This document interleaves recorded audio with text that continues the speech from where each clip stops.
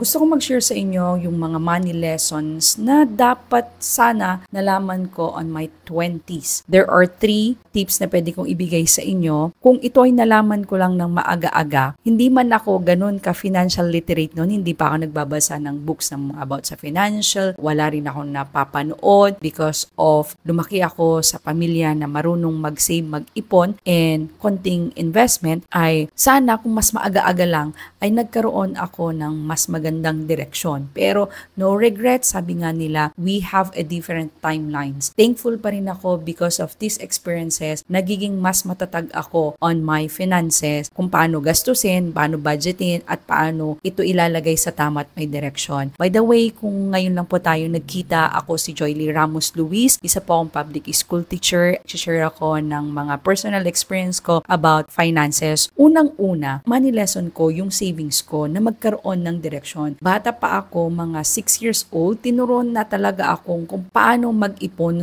Tinuruan na ako talaga ng 10%. Sabi ko, ang tanong ko nun sa nanay ko is, bakit sila nagbibigay sa church? And ang sabi niya is a grace giving. Kaya sabi niya, pag may 10 pesos ka, bigay mo piso. Bata pa lang ako, nalaman ko na, and nadala ko yon until my elementary. Kahit hindi na ako nagme-merienda before, hawak ko talaga savings. Talagang gustong-gusto ko talagang mag-save until high school, hanggang college, nakakaipon talaga ako. Tapos, nung nag-duty ako sa Manila, ginamit ko yon para bumili ng mga bags sa Divisoria. And all I thought that is enough. Pero, along the way, tanong ako ng tanong sa sarili ko na, what happened? Kung marunong kang mag-save, that is a number 1 skill that you have muna. Kung wala ka pang skill, dapat yun ang tuntunin mo sa buhay mo kung paano ka magkaroon ng skill ng savings. It's really a discipline. Pero kung marunong ka na, dapat may direksyon kung saan pupunta yung savings mo. Kasi ipon ka ng ipon, di ba? Maglalagay ka ng ipon. Uunti-untihin mo rin yan dudututin. Lalo na kung alam mo ang amount ng pera mo sa savings mo. Aubos na naman. Tapos saan napunta yung pera? You don't know or wala kang goal, walang direksyon. That is the money lesson that I know before sana. Right after kong sa college, kasi nakakapag-ipon na ako, alam ko sana kung saan ko idinadala. Para sana kahit hindi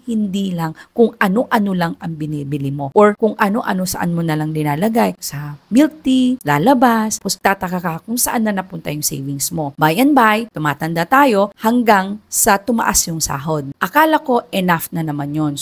Nasa government na ako, this is it. Sabi ko, okay na ako dito. So, malaki ang sahod, may mga benefits. All I thought, everybody is aiming go to the government or everybody is aiming to have a job na maraming benefits, malaki ang sahod, you have that car, you have that house. What made me realize is that yung sabi ko nga always, number 1 nakapag-realize sa akin is yung principal unang-una talaga na sabi niya talaga na saan po, kumusta po ang isang pensionada, ang sabi niya is napupunta lang sa mga gamot ko. Sabi ko, ha? Nagpe-pension siya, tapos what happened to the pension is napupunta sa mga medicines. Is what me realize na naman is my dad na nag-retire. Tapos all I thought kung meron kang GSIS or SSS or pension sa mga ganon is okay kasi feeling ko may buffer ka. Parang yun ang iipunin mo aside from the pension na kukunin mo. Mga ganon yung utak ko before kasi hindi nga financial literate eh. Nung nakita ko nakapag-retire na siya is not enough. So ano na naman? Sabi ko. And then habang tumatagal talaga, nakita ko yung family is laki ng sahod niya, super talaga.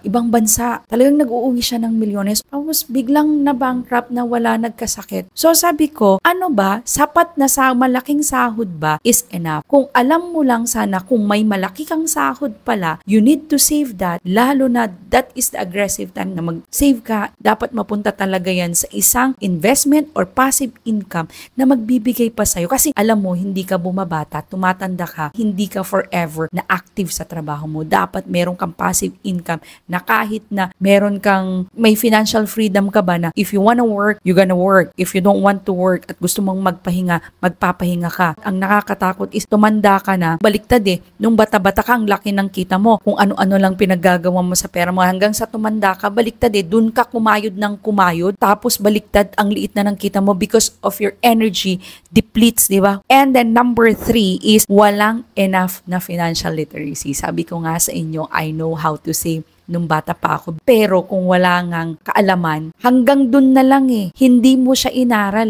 Hanggang dun na lang hindi na lumaki yung alam mo. Kaya nga 'di ba sabi nila, the more you learn, the more you earn. Tapos sabi nila, knowledge is power. Kaya nga kung meron kang katalinuhan dun sa ginagawa mo, sa finances mo, that's why I encourage you, merong mga financial literacies. It's a good investment for yourself na pwede kang mag-enroll. Number 4, that early, nakapag-create ako ng passive income out of my skills. Pwede mong i-monetize, pwede mong gawing libro, gawin mo ganito, YouTube, whatever, kung anong pwede mong gawin dun sa skill na yon to have a financial growth.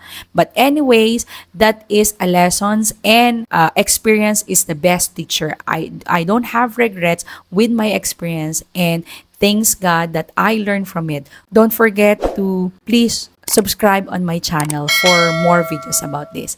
Paalam po muna. Salamat po sa panonood.